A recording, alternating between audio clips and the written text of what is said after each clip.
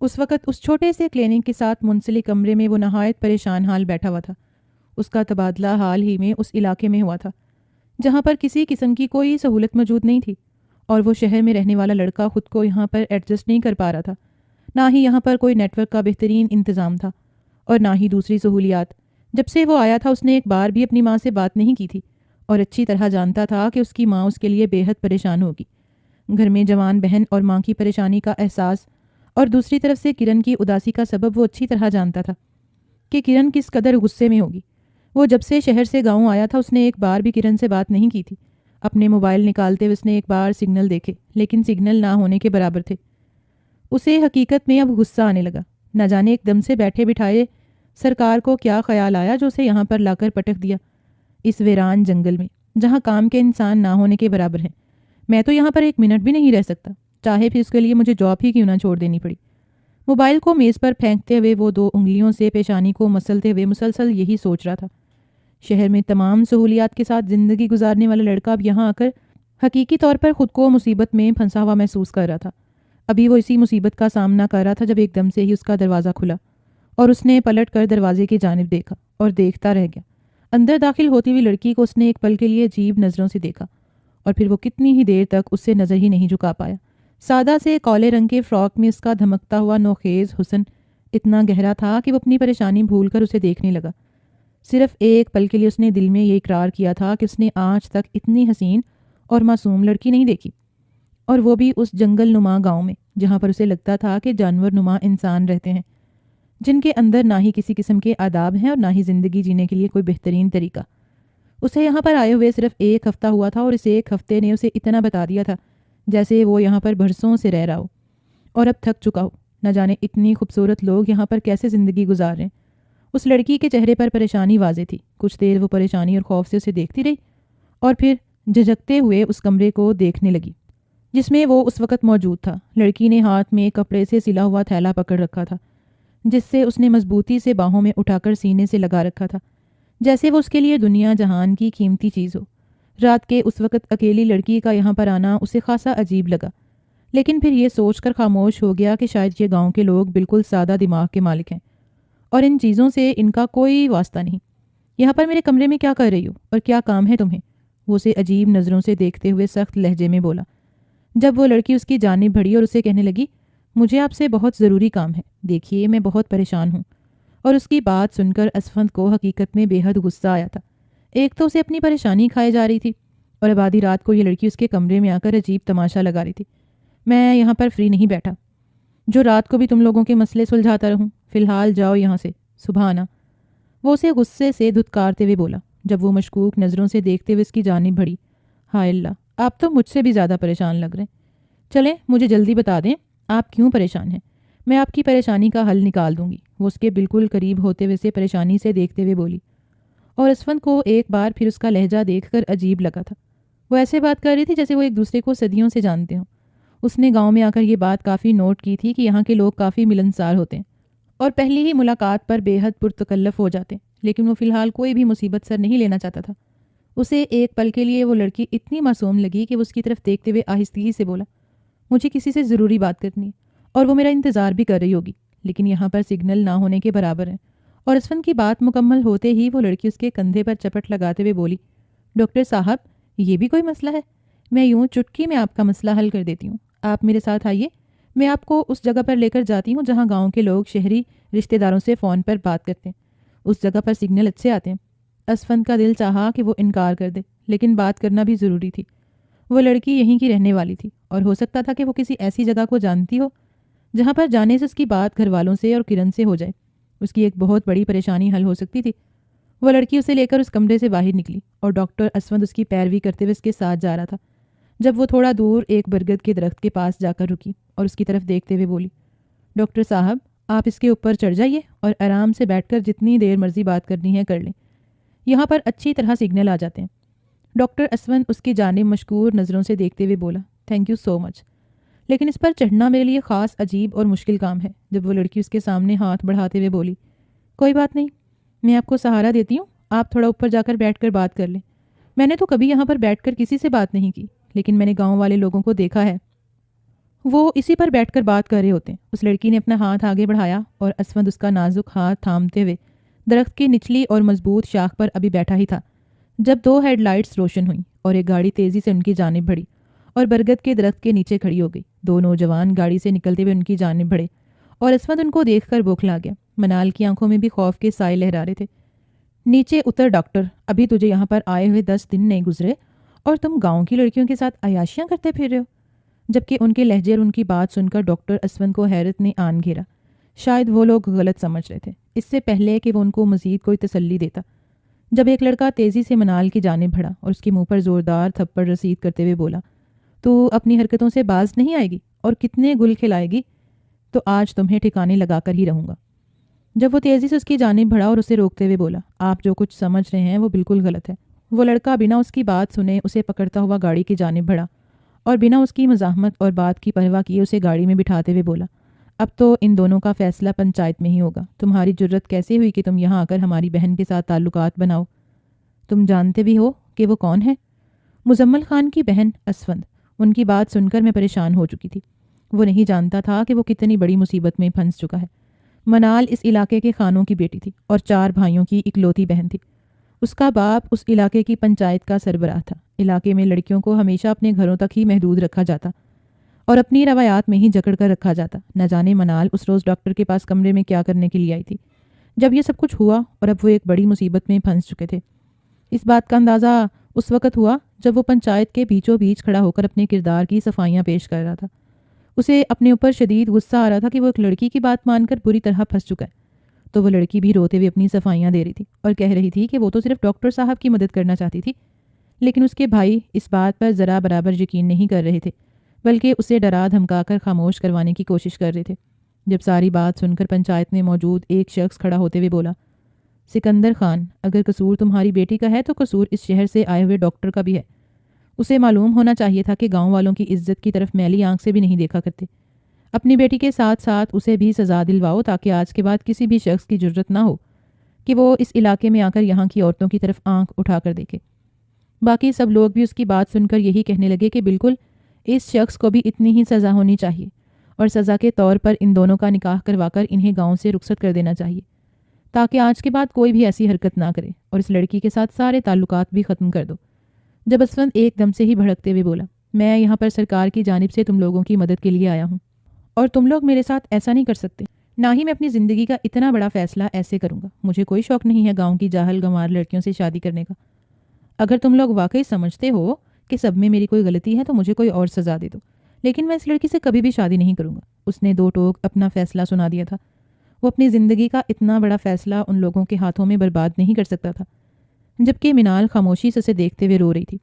وہ اچھی طرح جانتی تھی کہ نہ ہی اس کی بات کی کوئی اہمیت ہے اور نہ ہی کوئی اس کے جذبات اور عزت کا خیال کرے گا۔ جب ڈاکٹر کی بات سن کر اس کا چچا حاکم خان اٹھتے ہوئے بولا، تو پھر ٹھیک ہے، اگر یہ لڑکا اس کے ساتھ نکاح نہیں کرنا چاہتا تو میں ابھی اور اسی وقت اس کا نکاح اپنے ملازم سے کروانا چاہتا ہوں۔ اور اس کے ساتھ ہی اس نے آواز لگا کر نذیر نامی ملازم کو طلب کیا جو تھوڑی ہی دیر کے بعد حاضر ہوا تھا۔ اسفند کو اسے دیکھتے ہی شدید کوفت ہوئی۔ وہ دھیڑ عمر کا ایک گندا میلا سا شخص تھا جس کی داڑھی کے بڑے ہوئے بال اور مونچھیں اس کے حلیے کو عجیب سے عجیب تر بنا رہی تھیں۔ سب لوگ اس نکاح کے لیے حامی بھر چکے تھے۔ جب اس نے ایک نظر پلٹ کر اس معصوم سی لڑکی کو دیکھا جو خوفزدہ نظروں سے ان لوگوں کو دیکھ کر رو رہی تھی جس بھی وجہ سے وہ ان کے پاس آئی تھی، اس وقت وہ بری طرح پھنس چکی تھی اور یہ سب کچھ ڈاکٹر اسفند کی مدد کرنے کے بدلے اسے جھکانا پڑ رہا تھا۔ بے اختیار ہی اس پر بے انتہا ترس آیا۔ اس کا دل چاہا کہ سامنے کھڑے ہوئے تمام لوگوں کو شوٹ کر دے جن کے سامنے ایک عورت اور خاص طور پر ایک بیٹی کی کوئی عزت نہیں تھی۔ اگر وہ اس پر اتنا اعتماد نہیں کر سکتے تھے تو اسے پیدا کرنے کی کیا ضرورت تھی؟ اس سے پہلے کہ وہ لوگ نذیر نامی ملازم کے ساتھ اس کا نکاح پڑھا دیتے۔ جب اس نے بلند اور مضبوط آواز میں کہا، میں اس لڑکی سے نکاح کرنے کے لیے تیار ہوں، اور پوری محفل میں ایک سناٹا چھا گیا۔ لوگ حیرت سے اسے دیکھ رہے تھے جو کچھ دیر پہلے ہی اس بات کی نفی کر رہا تھا کہ وہ اس لڑکی سے نکاح نہیں کرے گا، اب اچانک سے اس سے نکاح کرنے کے لیے کیسے مان گیا؟ منال بھی حیرت زدہ نظروں سے اسے دیکھ رہی تھی جس کے چہرے کے تاثرات بے انتہا سخت ہو چکے تھے، جیسے اسے اندر ہی اندر اس سب سے بے حد غصہ آ رہا ہو۔ حاکم خان اپنے فیصلے سے ذرا برابر پیچھے ہٹنے والا نہیں تھا۔ اس نے بے حد زور دیا کہ لڑکی کی شادی میرے ملازم سے ہی ہوگی، لیکن اسود اس کے سامنے ہمت سے ڈھٹ گیا اور بالآخر سب کی موجودگی میں اسفند اور منال کا نکاح ہو گیا۔ وہ لڑکی جو کچھ دیر پہلے ہی اس نے دیکھی تھی اب اس کی زندگی میں اتنی بڑی حیثیت سے شامل ہو گئی، وہ تو کبھی سوچ بھی نہیں سکتا تھا کہ اس کی زندگی کا اتنا بڑا فیصلہ یوں لمحوں میں طے کر کے اسے برباد کر دیا جائے گا۔ اس کے سارے خواب، اس کی ساری خواہشات ہی دم توڑنے لگی تھیں، لیکن وہ کچھ بھی نہیں کر سکتا تھا۔ جو ہونا تھا اب ہو چکا تھا، تو فی الحال اسے اپنے اوپر سخت غصہ آ رہا تھا کہ اس نے جلد بازی کا مظاہرہ کرتے ہوئے اپنی زندگی برباد کر دی۔ لیکن اگر وہ سب کچھ نہ کرتا تو اس معصوم لڑکی کی زندگی اندھیروں میں ڈوب سکتی تھی۔ حق مہر میں انہوں نے 1.5 لاکھ روپیہ لکھوایا تھا اور کچھ شرائط بھی، کیونکہ حاکم خان نے سر توڑ کوشش کی تھی کہ اس لڑکی کا نکاح اسفند سے نہ ہو، اس لیے کچھ ایسی شرائط رکھیں کہ وہ نکاح سے خود ہی انکار کر دے۔ لیکن وہ اب کسی صورت اپنی بات سے پیچھے نہیں ہٹنا چاہتا تھا، اسی لیے خاموش بیٹھا رہا۔ نکاح ہونے کے بعد وہ لوگ اپنے اپنے گھروں میں چلے گئے اور منال اس کے پاس ہی بیٹھی رو رہی تھی۔ وہ سوچ بھی نہیں سکتی تھی کہ اس نے اپنی آزادی کے لیے اس شخص کے گلے میں کتنی بڑی مصیبت ڈال دی ہے۔ وہ تو اس رات صرف مدد کے تحت اس کے پاس گئی تھی، اور جس کے بدلے میں یہ سب کچھ ہوا، جس کا وہ وہم و گمان بھی نہیں کر سکتی تھی۔ اسفند مسلسل اسے روتا دیکھ کر کوفت زدہ ہو چکا تھا، اسی لیے اسے سختی سے دیکھتے ہوئے بولا، اب جاؤ یہاں سے، تم نے اب میرے سر پر ہی بیٹھے رہنا ہے۔ اور اس کی بات سن کر منال کچھ دیر اسے دیکھتی رہی اور پھر آہستگی سے بولی، اگر آپ نے میری مدد کر ہی دی ہے تو میری پوری مدد کر دیجیے۔ میرے پاس یہاں پر رہنے کے لیے کوئی ٹھکانہ نہیں ہے، مجھے اپنے ساتھ لے چلیں، اور شہر جانے کے بعد بے شک مجھے میرے حال پر چھوڑ دیجیے گا، میں اپنے لیے کوئی نہ کوئی ٹھکانہ ڈھونڈ لوں گی۔ وہ روتے ہوئے اسے فریاد کر رہی تھی، جس شخص کے ساتھ ابھی اس کا رشتہ جڑا تھا، اور اتنا پختہ رشتہ کہ اسے اندازہ بھی نہیں تھا کہ ایک چھوٹی سی مدد اسے کہاں سے کہاں لے کر آئی۔ اسے رہ کر اس شخص کے لیے افسوس ہو رہا تھا جس کی زندگی برباد کر دی گئی۔ وہ اندر ہی اندر خود کو قصوروار ٹھہرا رہی تھی۔ اگر اس کے بس میں ہوتا تو وہ یہ سب کچھ کبھی نہ کرنے دیتی، لیکن حالات اس کے بالکل متضاد چل رہے تھے۔ اسفند خود پر ضبط کیے بیٹھا تھا، اس سے بالکل سمجھ نہیں آ رہی تھی کہ وہ کن لوگوں میں نہایت بری طرح پھنس چکی ہے۔ وہ لوگ جنہیں اپنی بیٹیوں اور بیویوں کی عزت اور زندگی کی کوئی پرواہ نہیں، وہ لوگ کیسے اس کے لیے اپنے دل میں نرم گوشہ رکھ سکتے ہیں کہ وہ اپنی ماں کا اکلوتا بیٹا اور اپنی بہن کا آخری سہارا، اسے بھی اپنی زندگی کی بے حد ضرورت تھی۔ وہ اپنی زندگی کو ان لوگوں کے بیچ رائے گاہ نہیں کرنا چاہتا تھا، لیکن اب اس کے ساتھ جڑ چکی اس لڑکی کی زندگی بھی اس کے لیے بہت معنی رکھتی تھی۔ اس لڑکی کے ساتھ کوئی لگاؤ نہ صحیح، لیکن پھر بھی وہ اس کی زندگی برباد نہیں ہونے دینا چاہتا تھا۔ وہ یہی چاہتا تھا کہ اسے کسی نہ کسی طرح شہر میں پہنچا دے، اسی لیے اسے سخت تیوروں سے گھورتے ہوئے بولا، تمہارے پاس صرف 5 منٹ کا وقت ہے، جلدی اپنے گھر جاؤ اور اپنا قیمتی اور ضروری سامان لے کر آ جاؤ، لیکن یاد رکھنا میں صرف 5 منٹ تمہارا انتظار کروں گا۔ وہ اس بات میں سر ہلاتے ہوئے اس کے ساتھ چل دی۔ اسفند دروازے کے سامنے جا کر رک گیا اور وہ گھر کے اندر چلی گئی، جہاں سب لوگ اسے خونخوار نظروں سے گھور رہے تھے، حتیٰ کہ وہاں پر کوئی بھی ایسا انسان نہیں تھا جو اسے ترس بھری نظروں سے دیکھتا یا اس کی ساری حقیقت پوچھتا۔ سبھی اسے مشکوک نظروں سے گھور رہے تھے۔ جب اس کی تائید اس کی طرف دیکھتے ہوئے بولی، اب یہاں پر کیا لینے آ گئی ہو؟ اپنے عشق کے چکر چلا کر تم نے ہم سب کی عزت دو کوڑی کی کر دی ہے۔ تمہارا نکاح کر کے تمہیں یہاں سے بھیج تو دیا ہے، اب دوبارہ واپس کیوں آئی ہو؟ اور اسے ان لوگوں کے لہجوں پر افسوس ہو رہا تھا۔ ان کے لہجے حقارت کا مقام رکھتے تھے۔ وہ یہ بھی نہیں جان پائی کہ وہ شاید کچھ پل کے لیے ان کے ساتھ آخری بار ملاقات کرنے کے لیے آئی ہو، بلکہ وہ اسے حقارت سے دیکھتے ہوئے اور اس پر تانے کستے ہوئے اپنے اپنے کمروں میں چلے گئے۔ کاش آج اس کی ماں زندہ ہوتی۔ وہ یہ بھی نہیں جان پائے کہ وہ شاید کچھ پل کے لیے ان کے ساتھ آخری بار ملاقات کرنے کے لیے آئی ہو، بلکہ وہ اسے حقارت سے دیکھتے ہوئے اور اس پر تانے کستے ہوئے اپنے اپنے کمروں میں چلے گئے۔ کاش آج اس کی ماں زندہ ہوتی تو کوئی بھی اس کے ساتھ یوں نہیں کر سکتا تھا۔ اسے وہ دن یاد آ رہے تھے جب اس نے رات دن لوگوں کی خدمتیں کی تھیں اور اپنے چچا زاد بہنوں کی ہر بات مانی تھی، لیکن آج اس کی چھوٹی سی غلطی پر وہ لوگ یوں منہ پھیر گئے جیسے وہ ان کے اوپر آئی ہو۔ وہ خاموشی سے روتے ہوئے کمرے میں چلی گئی اور واجبی سامان لے کر دہلیز پر آئی۔ اس نے پلٹ کر ایک بار پھر سارے گھر کو دیکھا تھا جہاں اس نے زندگی کے 20 سال گزارے تھے۔ وہ 20 سال جیسے بھی تھے، لیکن اس گھر سے اسے بے حد محبت تھی، لیکن کوئی بھی اسے یہاں روکنے والا نہیں تھا۔ وہ خاموشی سے باہر چلی گئی اور اسے بنا دیکھے ہی اسے لے کر اپنے کمرے میں چلا آیا۔ وہ اس سے کوئی کسی قسم کا تعلق نہیں رکھنا چاہتا تھا، حتیٰ کہ وہ تو اسے اپنے سامنے بھی برداشت نہیں کر پا رہا تھا، لیکن مجبوری تھی۔ اس لیے جب وہ رات کو ڈرتے ڈرتے بیڈ پر بیٹھنے لگی تو اس نے اسے دھتکارتے ہوئے کہا، خبردار، اگر تم نے کسی بھی رشتے کو بنیاد بنا کر میرے قریب آنے کی کوشش کی یا میری چیزوں پر اپنا حق جتانے کی کوشش کی تو تمہیں تو اچھا خاصا پڑھا لکھا لڑکا مل گیا ہے، لیکن میری تو زندگی برباد ہو گئی ہے۔ مجھے کیا ملا؟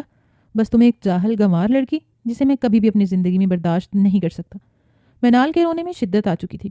وہ بھری بھری نظروں سے اسے دیکھتے ہوئے بولی، گوار ہی تو نہیں بننا چاہتی تھی میں، اسی لیے تو ان لوگوں سے بغاوت کر دی۔ ہاں تو تم نے بغاوت کر دی اور میری زندگی کو اجیرن بنا دیا۔ تم اس رات میرے کمرے میں نہ آتی اور نہ ہی میری زندگی مشکلات کا شکار ہوتی۔ وہ دھاڑتے ہوئے اس کی جانب بڑھا اور اسے بازو سے پکڑ کر جھنجھوڑ کر پوچھنے لگا، کیوں آئی تھی؟ تو وہ اس رات میرے کمرے میں آخر تمہاری یہی چال تھی کہ تم مجھے اپنانا چاہتی تھی تاکہ تمہیں آزادی اور ان لوگوں سے چھٹکارا مل جائے؟ نہیں، ایسا نہیں ہے، میں سچ کہہ رہی ہوں، میں پڑھانا چاہتی تھی اور گاؤں میں آپ کے علاوہ کوئی بھی اتنا پڑھا لکھا نہیں تھا جو مجھے یہ بات سمجھا سکتا کہ میں پرائیویٹ طور پر کیسے پڑھ لکھ سکتی ہوں۔ مجھے پڑھنے لکھنے کا بہت شوق ہے، وہ خوف زدہ نظروں سے افسنت کو دیکھتے ہوئے کہہ رہی تھی، جو اس کی طرف دیکھتے ہوئے طنز بھری ہنسی ہنسنے لگا۔ یعنی تو اب مجھے اپنی ان معصومانہ باتوں میں لگاؤ گی اور میں الجھ جاؤں گا۔ وہ کبھی بھی یقین نہیں کر سکتا تھا کہ وہ لڑکی رات کے 12 بجے اس کے پاس یہ سب کچھ جاننے کے لیے آئی تھی، اس سے پہلے کہ وہ مزید اس پر دھاڑتا۔ جب میز پر رکھے ہوئے اس کے سامان پر نظر پڑی، جو بس واجبی سے 2 تھیلے تھے، ایک تھیلا جسے وہ اس رات اپنے سینے سے لگا کر آئی تھی اور اس کے ساتھ رکھا ہوا چھوٹا سا شاپر۔ وہ جلدی سے اس تھیلے کی جانب بڑھا اور اسے کھول کر دیکھا۔ کتابوں کا انبار اس کے قدموں میں آن گرا اور وہ حیرت سے انہیں دیکھنے لگا۔ یعنی وہ سچ کہہ رہی تھی، اس رات وہ اسی تھیلے کو لے کر اس کے پاس آئی تھی اور اس تھیلے میں موجود کتابیں اور کاغذات یہی بتا رہے تھے کہ وہ اس سے کسی قسم کا مشورہ لینا چاہتی تھی، اور پھر اس کی مدد کرتے ہوئے پکڑی گئی اور ایک غلط فہمی کی بنا پر ان دونوں کے درمیان رشتہ قائم کر دیا گیا۔ اسے اس لڑکی سے سخت بیزاری سہی، لیکن پھر بھی اسے نہ جانے کیوں اس پر ترس آ رہا تھا، لیکن پھر بھی وہ اپنی بیزاری کو چھپا نہیں پا رہا تھا۔ اس لیے ایک بار بھی اس لڑکی کی طرف دیکھتے ہوئے بولا، ٹھیک ہے، اگر تم پڑھنا ہی چاہتی ہو تو میں تمہاری زندگی کو آزاد کر کے تمہیں تمہارے مستقبل کی جانب گامزن کر دوں گا، لیکن تم مجھے یوں مہرہ بنا کر اپنی زندگی نہیں سنوار سکتی۔ اب خاموشی سے صوفے پر جا کر لیٹ جاؤ، کیونکہ صبح ہمیں شہر چلے جانا ہے۔ میں یہاں سے اپنا ٹرانسفر شہر میں کروا لوں گا۔ منال کے لیے اتنا کافی تھا کہ وہ اس کی بات پر یقین کر چکا تھا۔ خاموشی سے صوفے پر بیٹھتے ہوئے وہ کچھ دیر انتظار کرتی رہی، جب اسفند مکمل طور پر نیند کی وادیوں میں اتر گیا اور وہ بھی صوفے پر لیٹ گئی۔ انجان جگہ پر سے نیند نہیں آ رہی تھی، لیکن دن بھر کی تھکاوٹ کی وجہ سے اس نے اپنی آنکھیں بند کر لیں اور 2 آنسو اس کی آنکھوں سے ٹوٹ کر اس کے بالوں میں جذب ہو گئے۔ نہ جانے اس کی کیسی قسمت تھی، بچپن سے ہی ماں کا سایہ سر سے اٹھ گیا اور باپ نے توجہ نہیں دی، کیونکہ اس کے باپ کو صرف اس کی بیٹیوں سے ہی لگاؤ تھا۔ وہ یہی سمجھتا تھا کہ عورت ذات مرد کی کمزوری کا سبب بنتی ہے، اور وہ اپنی بیٹی کو کبھی بھی اپنی کمزوری نہیں بنانا چاہتا تھا۔ اس لیے اس نے آج تک منال سے نہ کبھی پیار کی بات کی اور نہ ہی اس کا احساس کیا، جبکہ اس کی چچازاد بہنیں اسی گھر میں خوبصورتی سے اپنی زندگی گزار رہی تھیں۔ بچپن سے ہی اس نے سوچ لیا تھا کہ وہ پڑھ لکھ کر اپنے خواب پورے کرے گی، چاہے پھر اس کے لیے اسے جتنی ہی محنت کرنی پڑی۔ وہ ہمیشہ یہی چاہتی تھی کہ وہ پڑھے اور اپنا نام روشن کرے، تاکہ اس کے باپ کو پتہ چلے کہ بیٹیاں زحمت نہیں ہوتی۔ اور اس رات بھی وہ اسی حوالے سے ڈاکٹر اسفند کے پاس آئی تھی۔ دراصل جب سے اسے یہ علم ہوا تھا کہ شہر سے ایک پڑھا لکھا ڈاکٹر آ چکا ہے، تو اس نے اپنے ذہن میں پختہ ارادہ کر لیا تھا کہ وہ اس ڈاکٹر کے پاس جائے گی اور اسے اپنی پڑھائی کے متعلق بات کر کے مدد لے گی، کیونکہ یہاں پر اور کوئی ایسا انسان نہیں تھا جو اس کی مدد کر پاتا، اور نہ ہی اس کے گھر والے اسے لمبی چوڑی تعلیم کی اجازت دینے والے تھے۔ یہی باتیں سوچتے سوچتے راہ جانے اب اس کی آنکھ لگ گئی اور وہ نیند کی گہری وادیوں میں اتر گئی۔ صبح جیسے اس کی آنکھ کھلی تو اسفند کمرے میں اپنی پیکنگ میں مشغول تھا۔ وہ جلدی سے اٹھ کر بیٹھ گئی، اس کی طرف دیکھ رہا تھا اور نہ ہی اسے مخاطب کر رہا تھا۔ وہ خاموشی سے اپنا کام مکمل کر رہا تھا، اور تھوڑی دیر کے بعد دروازے پر دستک ہوئی اور باورچی خانے کی ایک ٹرے دے کر چلا گیا۔ اسفند نے خاموشی سے کھانا کھایا اور بچا ہوا کھانا اس کے لیے رکھ کر باہر چلا گیا۔ اسے بھی شدت کی بھوک لگ رہی تھی، رات بھی اس نے کچھ نہیں کھایا تھا، اسی لیے جلدی سے اٹھی اور باقی کھانا کھانے لگی۔ ٹرے میں رکھے ہوئے کھانے سے اسے معلوم ہو گیا تھا کہ اسفند نے اس کے لیے بھی کھانا منگوایا ہے، لیکن پھر اسے بنا کہے ہی خود کھا کر باہر چلا گیا تاکہ وہ پیٹ بھر کر کھانا کھا لے۔ منال نے پیٹ بھر کر کھانا کھا لیا اور اب اس کا انتظار کر رہی تھی۔ جب تھوڑی دیر بعد وہ اندر داخل ہوا اور اس کی جانب دیکھتے ہوئے بولا، اپنا سامان اٹھا لو، ہم شہر کے لیے نکل رہے ہیں۔ اس کا سامان نہ ہونے کے برابر تھا، بس کتابوں سے بھرا ہوا ایک تھیلا اور ایک شال، جیسے اپنے اوپر اوڑھ لینے کے بعد منال خاموشی سے اس کے ساتھ چل دی۔ اس کے اندر مختلف سوچوں کا ہجوم تھا۔ وہ نہیں جانتی تھی کہ یہ شخص اسے کہاں پر جا کر چھوڑ دے گا۔ دیکھنے میں پڑھا لکھا، باروب اور شاندار پرسنالٹی رکھنے والا شخص اس کا ہوتے ہوئے بھی اس کا نہیں تھا، اور ایک بار پھر اس کی زندگی اندھیروں کی نظر ہو جانی تھی۔ گاڑی میں اسے بٹھانے کے بعد اسفند نے سامان گاڑی میں رکھا اور خود ڈرائیونگ سیٹ پر آ کر بیٹھ گیا۔ گاڑی گاؤں کے ویران منظروں کو چھوڑ کر آگے بڑھتی جا رہی تھی، اور گاڑی میں بیٹھے ہوئے 2 نفوس اپنی جنگ سے بیزار نظر آ رہے تھے۔ اسفند اچھی طرح جانتا تھا کہ وہ کرن سے منسوب ہو چکا ہے، اور کرن اس سے بے حد محبت کرتی ہے۔ وہ اپنی ماں کا اکلوتا بیٹا تھا، نہ جانے اس کی ماں نے اس کی شادی کے حوالے سے کیا کیا سپنے سجا کر رکھے ہوں گے۔ اسے یہ بھی فکر لاحق تھی کہ اب ہو کر اس لڑکی کا تعارف کیسے کروائے گا۔ وہ لوگوں کو کیا بتائے گا کہ اس پر بدکرداری کے لگائے ہوئے الزام کے بعد یہ لڑکی اس کے سر تھوپ دی گئی۔ اتنا تو کر ہی سکتا تھا کہ اس لڑکی کو کسی NGO کے حوالے کر دیتا، لیکن پھر اس کے بعد اس لڑکی کا کیا ہوگا؟ کیا وہ خود غرض بن کر اسے طلاق دے دے اور اپنی زندگی کے بارے میں سوچے؟ 100 طرح کی جنگیں اس کے ذہن کی اسکرین پر چڑی ہوئی تھیں، جبکہ گاڑی کے شیشے کے پار چلتے ہوئے منظر کو دیکھ کر منال بھی مختلف سوچوں میں کھوئی ہوئی تھی۔ اس کے ذہن میں ابھی بھی وہ بات بالکل واضح تھی کہ اس رات اسفند کسی لڑکی سے بات کرنے کے لیے اتنا بے قرار تھا۔ وہ اچھی طرح جان چکی تھی کہ اس کی زندگی میں پہلے ہی کوئی موجود ہے، اور نہ صرف موجود ہے بلکہ اچھی خاصی حیثیت بھی رکھتی ہے۔ اور یہ بھی جانتی تھی کہ اس کی حویلی میں اس کے لیے دروازے بالکل بند ہو چکے ہیں اور واپسی کا راستہ ختم ہو چکا ہے۔ بے قصور ہونے کے بعد وہ لوگ اسے کبھی بھی قبول نہیں کریں گے۔ کیا وہ شخص اسے باہر جا کر چھوڑ دے گا اور اپنی نئی زندگی شروع کر لے گا؟ اگر اس نے اسے چھوڑ بھی دیا تو وہ کہاں جائے گی؟ وہ تو شہر میں کسی سے بھی واقف نہیں ہے، لیکن وہ اب ساری زندگی اس شخص کے ساتھ تو نہیں رہ سکتی۔ بھلے ہی وہ اب اس کا شوہر ہے، لیکن وہ کبھی بھی دل سے اس رشتے کو تسلیم نہیں کرے گا اور ہمیشہ یہی سمجھتا رہے گا کہ منال اس پر زبردستی سے تھوپ دی گئی ہے اور زبردستی مسلط کی گئی لڑکی کے ساتھ زندگی گزارنا اس کے لیے واقعی مشکل ہے۔ گاڑی میں بالکل خاموشی تھی۔ انہوں نے ایک دوسرے سے کسی قسم کی کوئی بات نہیں کی تھی۔ شہر میں وہ اسے لے کر ہاسٹل میں آیا۔ فی الحال وہ اسے اپنے جاننے والوں کے بیچ نہیں چھوڑ سکتا تھا۔ ہاسٹل میں اس لڑکی کے بارے میں باز پرس کی گئی تو مجبوراً اپنا نکاح نامہ دکھا کر اسے اپنی بیوی بنانا پڑا۔ تبھی ہاسٹل میں ان دونوں کو ایک ہی روم دیا گیا۔ اس نے منال کو ادھر ہی چھوڑا اور خود ڈیوٹی پر چلا گیا۔ اس نے ماں سے بات کر لی تھی، لیکن فی الحال اس بات کو مخفی رکھا تھا کہ وہ شہر میں واپس آ چکا ہے۔ نہ ہی وہ کرن سے فی الوقت کوئی ملاقات کرنا چاہتا تھا۔ ابھی وہ انتظار کرنا چاہتا تھا جب تک کہ اس لڑکی کو کسی محفوظ ٹھکانے پر نہ پہنچا دے۔ پورا دن ڈیوٹی کے بعد وہ شام کو گھر آیا تو منال کتابوں میں سر دیے بیٹھی تھی۔ اندر داخل ہوتے ہی اسے اس احساس نے آن گھیرا کہ وہ اس کا انتظار کر رہی ہے، کیونکہ اسون کو اندر آتے دیکھتے ہی وہ جلدی سے اٹھ کر کھڑی ہوئی اور اسے سلام کرتے ہوئے اس کی جانب بڑھی، لیکن اس سے پہلے ہی اسون نے ہاتھ میں پکڑا ہوا بیگ بیڈ پر رکھ دیا۔ اس نے صرف ایک نظر اس لڑکی کو دیکھا جس کا چہرہ آج پہلے کی نسبت سرخ تھا اور اسے بار بار ہلکی ہلکی کھانسی بھی ہو رہی تھی۔ ابھی بھی وہ کل والے لباس میں ملبوس تھی۔ تھوڑی دیر کے بعد کھانا آ گیا۔ اس نے کھانا کھایا اور باقی کھانا منال کے لیے چھوڑ دیا۔ منال نے خاموشی سے کھانا کھایا۔ اسود نہ چاہتے ہوئے بھی اس کی ایک ایک حرکت پر نظر رکھ رہا تھا۔ تھوڑی دیر کے بعد وہ سونے کے لیے لیٹ گیا۔ جب کچھ دیر کے بعد منال اٹھی اور شیشے کے سامنے جا کر کھڑی ہو گئی، اس نے پیچھے پلٹ کر دیکھا تو اسود کی آنکھیں بند تھیں۔ وہ سمجھ چکی تھی کہ شاید وہ سو گیا ہے۔ اس نے اپنی شال اتار کر سائڈ پر رکھتے ہوئے اپنے بالوں کو کھولا اور اپنے بالوں میں ہلکی ہلکی کنگھی کرنے لگی۔ اس کا معمول تھا کہ وہ سونے سے پہلے اپنے بالوں میں کنگھی کر کے ہی سوتی تھی، کیونکہ الجھے ہوئے بالوں کے ساتھ اسے نیند نہیں آتی تھی۔ آج پورا دن ہی وہ اس شخص کا انتظار کرتی رہی، لیکن وہ آیا تو بھی اس نے نہ ہی اس سے کوئی بات چیت کی اور نہ ہی کوئی رسمی جملوں کا تبادلہ کیا، بلکہ خاموشی سے کھانا کھایا اور کھانا کھانے کے بعد لیٹ گیا۔ اسے شاید ٹھنڈ لگ چکی تھی، کیونکہ سارا دن ہی اس کے جسم میں ہلکا ہلکا درد رہا، جس کی وجہ سے اسے محسوس ہو رہا تھا کہ اسے بخار ہو رہا ہے۔ اس کا شدت سے دل چاہ رہا تھا کہ وہ آج بیڈ پر سو جائے، لیکن وہ اس شخص کے غصے سے خائف تھی۔ وہ جانتی تھی کہ اس شخص نے سختی سے منع کر رکھا ہے کہ وہ اس کی چیزوں پر اپنا حق ظاہر نہیں کرے گی، اس لیے نہ چاہتے ہوئے بھی اپنی شال اٹھا کر صوفے پر لیٹ گئی اور شال کو اچھی طرح پھیلا کر اپنے اوپر لپیٹ لیا۔ اسفند جو کافی دیر سے بیڈ پر آنکھیں موندے لیٹا ہوا تھا، ہلکی ہلکی آنکھیں کھول کر اس کی تمام حرکات کا جائزہ لے رہا تھا۔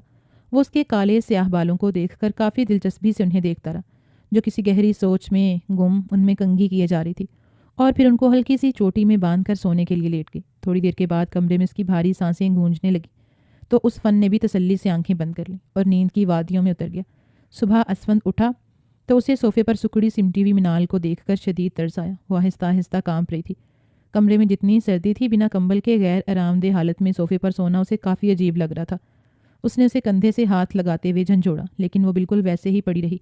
جب پیچھے ہٹتے ہوئے اس نے اسے آواز دی تو منال نے تھوڑی سی آنکھیں کھولیں اور پھر مکمل آنکھیں کھول کر اٹھنے کی کوشش کرنے لگی۔ اس کی کمر کسی تختے کی طرح اکڑ چکی تھی اور پورا جسم درد کر رہا تھا۔ سر میں بھی شدید درد تھا۔ سفر کی تھکان اور سردی کی وجہ سے اسے بخار ہو رہا تھا۔ اسفند نے آگے بڑھتے ہوئے اس کی نبض پر ہاتھ رکھا۔ اسے دیکھتے ہی پتہ چل چکا تھا کہ اسے ٹھنڈ لگ چکی ہے۔ وہ مسلسل کھانس اور چھینک رہی تھی۔ السلام علیکم، نرمی سے اسے دیکھتے ہوئے کہا۔ بیڈ پر چلی جاؤ اور وہاں جا کر آرام سے لیٹ جاؤ۔ تھوڑی دیر کے بعد ناشتہ تمہارے کمرے میں آ جائے گا اور ساتھ تمہارے لیے پین کلر بھی بھجوا دوں گا۔ ناشتہ کر لینا اور آرام کرنا۔ میں شام کو آ کر تمہیں تفصیلی طور پر دیکھ لوں گا۔ امید ہے کہ آرام کرنے سے تمہارا بخار اتر جائے گا۔ وہ اس بات میں سر ہلاتے ہوئے اٹھی اور بیڈ پر جا کر لیٹ گئی۔ اسے واقعی آرام کی ضرورت تھی۔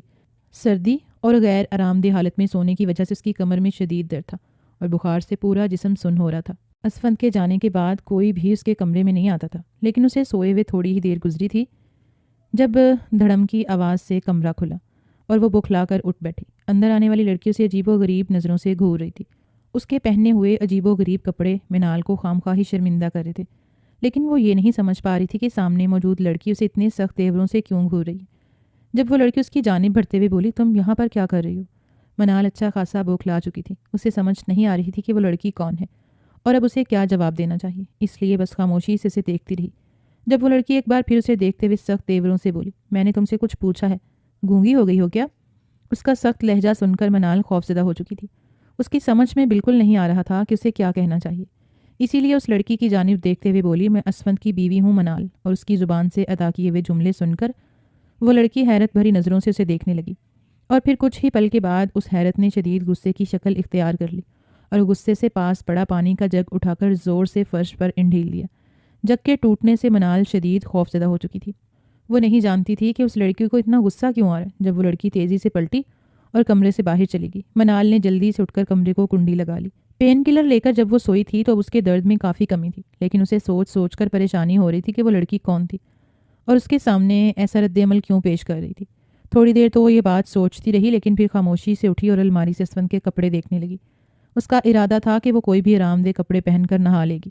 ہو سکتا ہے کہ زیادہ دن نہ نہانے کی وجہ سے اس کا جسم تناؤ کا شکار ہو چکا ہو، لیکن یہاں موجود تمام کپڑے اس کی جسامت کے مطابق نہیں تھے۔ بالآخر کافی کوشش کرنے کے بعد اس نے ایک ڈھیلا ڈھالا ٹراؤزر اور ایک ڈھیلی ڈھالی شرٹ نکال لی۔ اس کے پاس کسی قسم کے کوئی کپڑے موجود نہیں تھے اور فی الحال بدن ڈھانپنے کے لیے اسے ان کپڑوں کی ضرورت تھی۔ اسفند ہسپتال میں موجود تھا جب اسے کرن کی کال موصول ہوئی، لیکن فی الحال وہ اسے سوال و جوابات کے موڈ میں نہیں تھا، اس لیے اس کی کال کاٹ دی۔ ایک بار پھر ایک گہری پریشانی نے اسے گھیر لیا تھا۔ وہ جس بات کو چھپا رہا تھا وہ یہ نہیں جانتا تھا کہ وہ بات سب کے سامنے عیاں ہو چکی ہے۔ ابھی تھوڑی ہی دیر گزری تھی کہ جب کرن دھندناتی ہوئی ہسپتال سے آئی، اور جیسے ہی بے دھڑک اس کے کمرے میں داخل ہوئی وہ دیکھ کر حیران رہ گیا۔ وہ بھی اسے دیکھتے ہوئے سخت غصے میں تھی، اسی لیے بنا دوسروں کی پرواہ کیے اس کی طرف دیکھتے ہوئے غصے سے چیختے ہوئے بولی، تمہیں کیا لگتا تھا کہ تم یہاں پر آ جاؤ گے اور مجھے خبر نہیں ہوگی؟ اسے اندازہ ہو چکا تھا کہ وہ نہایت غصے میں ہے، اسی لیے باقی لوگوں کی پرواہ کرتے ہوئے آہستگی سے اس کی جانب بڑھا، لیکن وہ مزید اونچا چیختے ہوئے بولی، تم ایک نہایت ہی گھٹیا انسان ہو جس نے مجھے دھوکہ دیا ہے۔ تم کیا سمجھتے تھے کہ مجھے کچھ پتہ نہیں چلے گا اور تم اپنی عیاشیاں اور منمانیاں کرتے رہو گے؟ کرن دیکھو، میری بات کو سمجھنے کی کوشش کرو، ہم باہر جا کر آرام سے بات کر سکتے ہیں۔ اسے اس وقت سخت شرمندگی ہو رہی تھی۔ کمرے میں وہ اکیلا نہیں تھا اور کرن کی آواز باہر موجود مریضوں تک بھی پہنچ رہی تھی۔ شرمندگی سے اس کا پورا چہرہ سرخ ہو چکا تھا۔ وہ ہرگز یہ نہیں جانتا تھا کہ کرن بنا اس کی عزت کی پرواہ کیے اس پر چیخ چلا رہی تھی۔ اس نے بمشکل کرن کو سنبھالا اور دوسروں سے معذرت کرتے ہوئے اسے باہر لا کر گاڑی میں بٹھایا اور گاڑی ایک پرسکون جگہ پر لے گیا۔ وہ کرن کو کسی بھی دھوکے میں نہیں رکھنا چاہتا تھا، وہ اسے ساری حقیقت بیان کر دینا چاہتا تھا، لیکن کرن سنتی تب نہ، وہ کچھ بھی سننے کے موڈ میں نہیں تھی۔ وہ اچھی طرح جانتا تھا کہ غصہ کرنا کرن کا حق بنتا ہے، لیکن جو لوگوں کے سامنے بنا اس کی عزت کی پرواہ کیے چیخنا چلانا اسے ذرا مناسب نہیں لگا۔ دیکھو، یہ شادی نہیں، بس ایک سمجھوتا ہے۔ دراصل گاؤں کے گھر پر لوگوں نے مجھ پر کچھ بے بنیاد الزامات لگانے کے بعد اس لڑکی کو میرے سر پر تھوپ دیا۔ میں تو خود بھی اس سے کوئی رشتہ نہیں رکھنا چاہتا اور اسے اس رشتے سے آزاد کر دینا چاہتا ہوں، لیکن فی الحال اس کا میرے علاوہ کوئی بھی نہیں ہے۔ مجبوراً مجھے چند روز اسے اپنے ساتھ رکھنا پڑے گا اور پھر میں اسے چھوڑ دوں گا۔ تمہیں اس لڑکی سے ہمدردی ہو رہی ہے، لیکن تمہیں میری پرواہ نہیں ہے۔ میں 5 سال سے تمہارے لیے ہر رشتہ ریجیکٹ کر رہی ہوں اور تمہارے ساتھ منسوب ہوں۔ میں اچھی طرح جانتی ہوں تمہاری فطرت کیسی ہے۔ تم نے اس لڑکی کا رنگ و روپ دیکھ کر ہی اسے اپنے ساتھ منسوب کیا ہوگا۔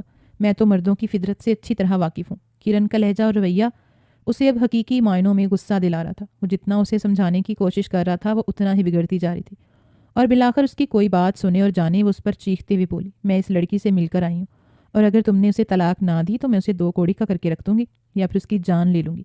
تم جانتے نہیں میری ضد کو اسفند، وہ یہ کہتے ہوئے چلی گئی تھی، لیکن اسفند عجیب و غریب رویے کا شکار ہو چکا تھا۔ اسے خود پر بے حد غصہ آ رہا تھا اور کرن کے رویے پر بھی۔ کرن کو آج اس کی عزت کا خیال نہیں تھا اور اس پر بھروسہ نہیں تھا۔ وہ باقی زندگی کیسے اس کی عزت کا خیال کرتے ہوئے اس پر بھروسہ کر سکتی تھی؟ لیکن فی الحال اسے کرن بھی ٹھیک لگ رہی تھی۔ آخر کوئی بھی لڑکی یہ نہیں چاہے گی کہ اس کا منگیتر کسی اور کے ساتھ نکاح کر کے بیٹھ جائے، لیکن کم سے کم اسے اس کی حقیقت پر اعتبار تو کرنا چاہیے تھا نا۔ انہی سوچوں میں گم وہ واپسی کے راستے پر آ رہا تھا۔ تھکا ہارا جیسے ہی وہ دروازہ کھول کر کمرے میں داخل ہوا، بیڈ پر لیٹی ہوئی لڑکی بری طرح اس کی توجہ کھینچ چکی تھی۔ اس نے اسے حیرت سے دیکھا اور پھر یہ حیرت خوشگوار حیرت میں بدل گئی۔ دروازے کی جانب پشت کیے وہ بکھرے ہوئے بالوں کے ساتھ کسی معصوم بچی کی طرح بیڈ پر لیٹی ہوئی تھی۔ ایک بار پھر اسفند کے ذہن میں سے تمام پریشانیاں غائب ہو گئیں۔ وہ دلچسپی سے اسے دیکھ رہا تھا جو اس کے کپڑوں میں مضحکہ خیز لگ رہی تھی۔ اسفند آہستہ آہستہ قدم اٹھاتا بیڈ کے قریب جا کر اس کے پاس بیٹھ گیا۔ وہ گہری نیند میں سو رہی تھی۔ اس کا چہرہ بالکل سرخ پڑ رہا تھا۔ اسفند نے آہستگی سے اس کے ماتھے پر ہاتھ رکھا تو اسے اندازہ ہوا کہ وہ تیز بخار میں پھنک رہی ہے، اور اس کے احساس سے اس نے آنکھیں کھولیں اور پھر اپنے قریب بیٹھے اسفند کو دیکھ کر وہ ایک دم ہی گڑبڑا کر اٹھ بیٹھی۔ کیسی طبیعت ہے تمہاری؟ اسے یوں دیکھتے پا کر جب اسے کچھ اور نہ سوجھا تو اس کی طبیعت جاننے لگا، جبکہ سامنے بیٹھی لڑکی کو کافی حیرت ہو رہی تھی کہ وہ شخص جو اس سے بات تک کے لیے راضی نہیں تھا اب اس کا حال احوال جان رہا تھا۔ اس لیے آہستگی سے گردن ہلاتے ہوئے اسے اپنے ٹھیک ہونے کا یقین دلایا اور بے اختیار ہی 2 قدم پیچھے ہو گئے۔ وہ اس کی حرکات کو تفصیل سے دیکھ رہا تھا، اس لیے اٹھتے ہوئے اس کا معائنہ کرنے لگا اور پھر تھرمامیٹر لگا کر پیچھے ہٹ گیا۔ بیگ سے کچھ ٹیبلٹس نکال کر اس نے اس کی طرف بڑھائیں اور اسے لینے کی تاکید کرتے ہوئے بولا، یہ کھا لو اور اس کے بعد میں تمہیں انجیکشن بھی لگا دوں گا۔ امید ہے تمہارا بخار صبح تک بالکل ٹھیک ہو جائے گا۔ وہ ایک پیشہ ورانہ ڈاکٹر کی طرح اسے مخاطب تھا، جبکہ وہ مارے جھجک کے کچھ بول بھی نہیں پا رہی تھی، بس خاموشی سے اس کی باتوں پر عمل کر رہی تھی۔ جب انجیکشن والی بات سن کر وہ بڑی بڑی آنکھوں سے اسے دیکھنے لگا۔ بچپن سے ہی اسے انجیکشن سے بہت خوف آتا تھا۔ وہ میں ٹیبلٹ سے ٹھیک ہو جاؤں گی، آپ انجیکشن رہنے دیں۔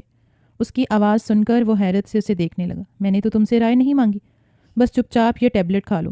اور منال نے جلدی سے وہ ٹیبلٹ منہ میں رکھ کر نگل لی اور سونے کے لیے لیٹ گئی۔ اس کا ارادہ تھا کہ وہ تھوڑی ہی دیر میں گہری نیند سو جائے گا تاکہ اس شخص کو انجیکشن دینے کا موقع ہی نہ ملے، لیکن وہ بھی جیسے اس کے سر پر سوار ہو چکا تھا۔ تھوڑی دیر کے بعد اس کے قریب ہوتے ہوئے بولا، اٹھ کر بازو آگے کرو اور یہ انجیکشن لگوا لو۔ اور منال نے اپنی آنکھوں کو مزید موند لیا۔ اس کی حرکت دیکھ کر اسفن کے چہرے پر ایک دبی دبی مسکراہٹ پھیل گئی، اسی لیے آگے بڑھ کر اسے بازو سے پکڑتے ہوئے بٹھا کر انجیکشن تیار کرنے لگا اور وہ خوف سے انجیکشن کو دیکھ رہی تھی۔ دیکھیے، میرا بخار بالکل اتر گیا ہے، اس لیے اب آپ مجھے انجیکشن مت دیں۔ جبکہ وہ عجیب و غریب نظروں سے اسے دیکھ رہا تھا۔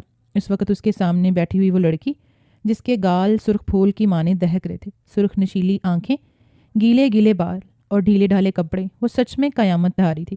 اور سامنے بیٹھا شخص اس کے سحر میں گرفتار ہو رہا تھا۔ وہ بے حد خوبصورت تھی، اتنی خوبصورت کہ اسے تسلیم کرنا پڑا۔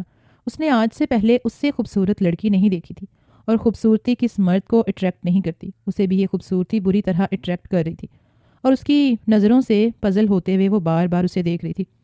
اس نے آہستگی سے اس کا بازو پکڑا اور اسے انجیکشن لگا دیا، اور منال نے سختی سے اس کے دونوں ہاتھوں کو تھام لیا تھا۔ وہ زور سے اپنی آنکھوں کو میچ کر خوف زدہ تاثرات کے ساتھ سر جھکا کر بیٹھی تھی۔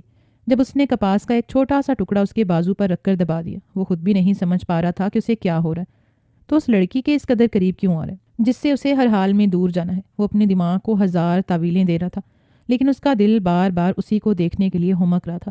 تھوڑی دیر کے بعد اسفند بیڈ پر اس کے قریب آ کر لیٹ گیا۔ جب منال وہاں سے اٹھنے لگی تو اس نے منال کے بازو کو پکڑ کر اسے اپنی جانب کھینچا۔ وہ کسی ٹوٹی ہوئی شاخ کی طرح اس کے سینے پر گری ہوئی تھی اور بال کسی آبشار کی مانند بکھرے ہوئے تھے۔ تم نے میرے کپڑے کیوں پہن رکھے ہیں؟ اسفند کے سوال پر وہ کچھ ہڑبڑاتی ہوئی اپنے کپڑوں کی جانب دیکھنے لگی۔ دراصل میرے پاس اور کوئی کپڑے موجود نہیں تھے، تو مجھے مجبوراً آپ کے کپڑے پہننا پڑے۔ اس وقت آپ نے مجھے صرف 5 منٹ کا وقت دیا تھا، جس میں اپنی کتابیں اور کاغذات سمیٹ کر باہر آ گئی۔ مجھے خوف تھا کہ کہیں آپ واپس نہ چلے جائیں، تو میں اپنے کپڑے اٹھا ہی نہیں پائی۔ اسفند کو بے اختیار ہی وہ دن یاد آ گیا جس روز اس نے سختی سے صرف 5 منٹ کے لیے گھر جانے کو کہا تھا، اور اس کے بعد وہ 2 دن سے انہی کپڑوں میں گھوم رہی تھی۔ اسے اپنے کپڑوں میں دیکھ کر اسے ذرا برابر برا نہیں لگا تھا، بلکہ وہ اسے اس وقت اتنی کیوٹ لگ رہی تھی کہ وہ اسے مسکراتے ہوئے دیکھ رہا تھا۔ منال نے واپس اٹھنے کی کوشش کی، لیکن اس نے اسے اپنے مزید قریب کر لیا۔ دونوں کی سانسیں ایک دوسرے کے چہرے پر پڑ رہی تھیں۔ مجھے جانے دیں پلیز، منال نے مزاحمت کرنی چاہی، لیکن اس کے کسی مزاحمت کو خاطر میں نہ لاتے ہوئے اسے دیکھے جا رہا تھا۔ وہ محبت سے اس کے ایک ایک نقش کو چھو رہا تھا، جبکہ وہ ہڑبڑاتے ہوئے اسے خود سے دور رکھنے کی کوشش کر رہی تھی۔ وہ اچھی طرح جانتی تھی کہ وہ شخص بہکتے ہوئے اس کے قریب آ رہا ہے، اور اگر اس کے بعد اس نے اسے چھوڑ دیا تو وہ کہیں کی نہیں رہے گی، اور یہ بھی ہو سکتا ہے کہ یہ خمار اتر جانے کے بعد وہ سارا دوش اس کے کندھوں پر سوار کر دے۔ لیکن وہ اسے محبت سے خود میں سمیٹتے ہوئے یوں محسوس کر رہا تھا جیسے سکون اس کی رگ رگ میں پھیل رہا ہو۔ اس نے سوچا بھی نہیں تھا کہ اس غیر آباد گاؤں میں اس کے لیے اتنی خوبصورت لڑکی منتظر ہے۔ وہ کوئی دل پھینک قسم کا انسان نہیں تھا، اور نہ ہی خوبصورتی کو دیکھ کر اس قدر بہک جانے والا۔ سامنے موجود لڑکی اس کی بیوی تھی اور اس پر ہر طرح کا حق رکھتا تھا۔ بعد میں جو بھی ہوتا دیکھا جاتا، لیکن فی الحال وہ اس کے قریب ہونا چاہتا تھا، اور اس کی ہر مزاحمت کو ختم کرتے ہوئے اس نے اسے اپنے اندر سمیٹ لیا۔ منال نے بھی مزاحمت ترک کر دی تھی، وہ سب کچھ مقدر کے حوالے کر دینا چاہتی تھی۔ اسے اچھا نہیں لگ رہا تھا کہ بار بار اس شخص کو دھتکار کر خود سے دور کر دینا۔ صبح اسفند کی آنکھ کھلی تو وہ اس کی باہوں میں بے خبر سو رہی تھی۔ جب آنکھ کھلتے ہی رات کے سارے واقعات اس کے ذہن میں گردش کرنے لگے، اور وہ بے اختیار ہی اٹھ بیٹھا۔ اسے یوں پھرتی سے اٹھتا ہوا محسوس کر کے منال نے بھی اپنی آنکھیں کھولیں۔ وہ شخص دونوں ہاتھوں میں سر گرائے پریشان حال بیٹھا تھا۔ جب منال آہستگی سے اس کے کندھے پر ہاتھ رکھتے ہوئے اسے دیکھنے لگی، جو کچھ رات کو ہوا وہ نہیں ہونا چاہیے تھا، اور اسفند کی بات سن کر منال حیرت سے اسے دیکھنے لگی۔ آخر اس کا خدشہ ٹھیک ثابت ہوا۔ وہ شخص اس وقت اسے استعمال کر چکا تھا اور اب خود کو قصوروار محسوس کر رہا تھا۔ وہ اچھی طرح جانتی تھی کہ یہ سارا خسارہ اس کے حصے میں آنے والا ہے، کیونکہ وہ تو مرد ہے، خود کو بریو ذمہ کر دے گا۔ اس کی آنکھوں میں بے اختیار ہی آنسو جمع ہونے لگے۔ ساری زندگی اس نے کس طرح گزاری تھی، اور اب اسفند نیم فی الحال اس سے کوئی بات نہیں کی اور بنا اس سے کوئی بات کیے ہی آفس چلا گیا۔ لیکن وہ یہ نہیں جانتا تھا کہ آج ایک اور حقیقت اس کی منتظر ہے۔ کرن نے نہ صرف اس کے آفس میں بلکہ اس کے گھر میں بھی جا کر خاصی بدتمیزی کی تھی اور اس کی ماں سے کچھ ایسی باتیں کیں جو خاصی قابل اعتراض تھیں۔ اسفند کی ماں نے اسے کال کی تو اس کی پریشانی میں مزید اضافہ ہو گیا۔ وہ ہاسپٹل سے سیدھا اپنے گھر چلا گیا۔ حمیرہ بیگم اس سے اچھی خاصی ناراض ہو چکی تھیں۔ انہیں اپنے بیٹے سے ایسی امید نہیں تھی اور نہ ہی اس نے آج تک ایسی کوئی حرکت سر انجام دی تھی کہ ان کا سر جھک جاتا۔ آج اس کی وجہ سے وہ لڑکی انہیں جلی کٹی سنا کر چلی گئی۔ اسفند کو کرن پر بے انتہا غصہ آ رہا تھا۔ وہ سب کچھ برداشت کر سکتا تھا لیکن اپنی ماں کے ساتھ اس طرح کا رویہ برداشت نہیں کر سکتا تھا۔ اس نے خود ہی اپنی ماں کو تمام حقیقت بتانے کا فیصلہ کیا اور آہستہ آہستہ ہر راز ان پر کھولتا چلا گیا۔ میں جانتا ہوں کہ ہو سکتا ہے میری اس حرکت کی وجہ سے آپ کا دل دکھے، لیکن میرا یہ ارادہ نہیں تھا۔ میں تو خود اس سب کے لیے تیار نہیں تھا اور اب میں اس لڑکی کو نہیں چھوڑ سکتا، کیونکہ اب اسے چھوڑ دینا میرے لیے سراسر ناانصافی ہوگی، اور آپ نے میری تربیت میں یہ بات شامل نہیں کی کہ میں کسی کے ساتھ ناانصافی کروں۔ حمیرہ بیگم کو اپنے بیٹے پر بے حد یقین تھا۔ وہ اچھی طرح جانتی تھیں کہ اگر ان کا بیٹا یہ سب کچھ کہہ رہا ہے تو وہ بالکل سچ ہی کہہ رہا ہوگا۔ اسی لیے اس کی جانب دیکھتے ہوئے نرمی سے بولی، میں پہلے بھی یہی چاہتی تھی کہ تمہاری زندگی میں ایسی لڑکی آئے جو تمہیں سمیٹ دے اور تم اس کا سہارا بنو۔ تم نے اپنی مرضی سے کرن سے رشتہ کیا تھا اور اپنی مرضی سے ہی یہ رشتہ نبھا رہے تھے، لیکن بیٹا میں اب بھی سمجھتی ہوں کہ اس کے ساتھ ناانصافی ہوگی۔ بہتر ہے تم جو بھی کرو اچھی طرح سوچ سمجھ کر کرو۔ اسفند نے فی الحال کرن کے چیپٹر کو کلوز کر دیا اور فی الوقت اپنی ماں اور اپنی بیوی کے درمیان تعلقات کو ٹھیک بنانا چاہتا تھا۔ حمیرہ بیگم نے اسے کہا تھا کہ اگر اب اس نے نکاح کر ہی لیا ہے تو بہو کو گھر لے کر آئے، کیونکہ ان کا ارادہ ہے کہ وہ بہو سے ملنے کے بعد اچھی طرح ان دونوں کا ولیمہ کر دیں، تاکہ مہمانوں میں یہ بات قابل عزت طریقے سے مشہور ہو جائے اور کسی کو بھی باتیں بنانے کا موقع نہ ملے۔ وہ جانتا تھا کہ آج وہ پریشانی میں بے حال ہو چکی ہوگی۔ اسے جاتے جاتے خاصی دیر ہو چکی تھی۔ جب وہ کمرے میں داخل ہوا تو وہ صوفے پر گھٹنوں میں سر دیے بیٹھی تھی اور اسے دیکھتے ہی دیکھتے اس کی جانب بڑھی۔ کہاں چلے گئے تھے آپ؟ وہ اس کی بے قراری پر مسکرا دیا جب وہ روتے ہوئے اسے دیکھنے لگی۔ میں اچھی طرح جانتی ہوں کہ جو کچھ ہمارے درمیان ہوا اس میں آپ کی مرضی شامل نہیں ہے، لیکن ہم اس معاملے کو فراموش کر دیں گے اور میں خاموشی سے آپ کی زندگی سے چلی جاؤں گی، لیکن پلیز مجھے یوں بے سہارا مت چھوڑیے، مجھے کسی قابل اعتماد شخص کے حوالے کر دیں۔ اسے روتے ہوئے دیکھ رہا تھا اور پھر آگے بڑھ کر اپنی انگلی کے پوروں سے اس کے آنسو صاف کرتے ہوئے بولا، میں خود کو تمہارے لیے قابل اعتماد سمجھتا ہوں، کیا میرے ساتھ پوری زندگی گزارو گی؟ اور وہ حیرانگی سے اسے دیکھنے لگی۔ وہ تو سوچ بھی نہیں سکتی تھی کہ وہ شخص جو کچھ کہہ رہا تھا وہ بالکل سچ تھا۔ اسے یوں محسوس ہوا جیسے وہ کوئی خواب دیکھ رہی ہو۔ اس نے آنکھوں سے مسکراتے ہوئے اس بات میں سر ہلا دیا اور اسفند نے آگے بڑھ کر اس کے ماتھے پر بوسہ دیا۔ آج وہ خود کو بہت معتبر محسوس کر رہی تھی، یعنی اس کی ساری زندگی کا صبر کام آیا۔ اسفند اسے صبح ہی لے کر اپنی ماں کے پاس چلا گیا۔ خوبصورت، نفیس امتزاج کے ساتھ بنے ہوئے لباس میں کندھوں پر اچھی طرح چادر پھیلائے وہ بالکل ایک نوابزادی لگ رہی تھی، جبکہ حمیرہ بیگم اور عائشہ تو اسے دیکھتے ہی اس پر صدقے واری جا رہی تھیں۔ اس کا انداز انہیں اتنا خوبصورت لگا کہ انہیں اپنے بیٹے کی قسمت پر رشک محسوس ہوا، اور وہ ایک ایسی لڑکی ڈیزرو کرتا تھا جیسی لڑکی اللہ نے اس کی قسمت میں لکھ دی تھی، اور سب سے مل کر اور ان کی محبت کو دیکھ کر وہ نم آنکھوں سے خدا کا شکر ادا کر رہی تھی۔ اور اسفند اس بات پر مطمئن تھا کہ اس کی ماں کو منال بے حد پسند آئی تھی۔ اس نے اس شام کرن سے رابطہ کرنے کی کوشش کی، لیکن کرن نے اس کا نمبر بھی بلاک کر دیا تھا۔ نہ ہی وہ اسے ملنا چاہتی تھی، نہ ہی وہ اس سے کوئی رابطہ رکھنا چاہتی تھی۔ اور پھر اس روز اس نے بھی طے کر لیا کہ اس کی زندگی کا مقصد صرف اور صرف منال سے شروع ہو کر منال پر ہی ختم ہوگا۔ نہ ہی کسی دوسرے کی گنجائش ہے اور نہ ہی وہ اسے لے کر اپنی زندگی میں آئے گا۔ فی الحال کے لیے تو حمیرہ بیگم نے اسے اپنی بہو سے بالکل الگ کر دیا تھا، کیونکہ ان کا خیال تھا کہ اب ولیمے کے روز ہی باقاعدہ دلہن بن کر وہ اس کے کمرے میں جائے گی، اور وہ اسے دیکھنے کے لیے بھی سارا دن بے تاب رہتا۔ نہ ہی اسے دیکھ پا رہا تھا اور نہ ہی کال پر اس سے بات ہو رہی تھی۔ ایک ہی دن میں اس کے پورے گھر والوں پر قابض ہو گئی تھی وہ لڑکی۔ ایک ہفتے کے بعد تمام مہمانوں میں انویٹیشن کارڈ دے دیے گئے۔ منال اور اسفند کا ولیمہ ہو گیا۔ بالآخر ولیمے کا دن آیا، اور وہ جو اتنے دنوں سے بےتابی سے اسے ڈھونڈ رہا تھا اس روز اسے اپنے سامنے سجے سجائے روپ میں دیکھ کر پاگل ہونے کے قریب تھا۔ وہ اسے یک ٹک دیکھ رہا تھا۔ کیا کوئی اتنا بھی خوبصورت ہو سکتا ہے؟ اس نے آگے بڑھ کر اس کے ہاتھوں پر بھوسے دے ڈالے، اور وہ تو اس شخص کی نظروں سے ہی پزل ہو رہی تھی۔ اس کے کمرے میں اس کی دلہن بن کر بیٹھی ہوئی منال کبھی خواب و خیال میں بھی نہیں سوچ سکتی تھی کہ وہ کبھی یہ سب کچھ حاصل کر پائے گی۔ اس نے اپنی قسمت کا فیصلہ خدا کے سپرد کر دیا تھا، اور پھر خدا نے اس ہیرے جیسے شخص سے نوازا۔ جب تھوڑی دیر کے بعد وہ کمرے میں داخل ہوا اور اسے سرشار ہوتی ہوئی نظروں سے دیکھتے ہوئے بولا، میری زندگی کو بے حد خوبصورت بنانے والی خوبصورت لڑکی کا میں دل سے شکر گزار ہوں۔ اور اس کی خوبصورت بات پر وہ مسکرا دی۔ وہ اچھی طرح جانتی تھی کہ اس گھر میں اسے ماں اور بہن کی وہ محبت بھی نصیب ہوگی جس کے لیے وہ ساری زندگی ترستی رہی تھی۔ قسمت اس پر اپنے تمام در کھول کر مہربان ہوئی تھی اور اس نے قسمت کی مہربانی کو اپنی خوش نصیبی سمجھ کر قبول کر لیا۔ خدا پر بھروسہ رکھنے والوں کو وہ کبھی بھی خود سے نا امید نہیں ہونے دیتا۔ پیچھے موجود اس کے خونی رشتوں نے اسے پلٹ کر بھی نہیں دیکھا تھا کہ وہ زندہ ہیں یا مر چکے ہیں، اور اس نے بھی اب ان لوگوں کی پرواہ چھوڑ دی تھی۔ اس کی زندگی سے منسلک لوگ ہی اس کے لیے حیثیت رکھتے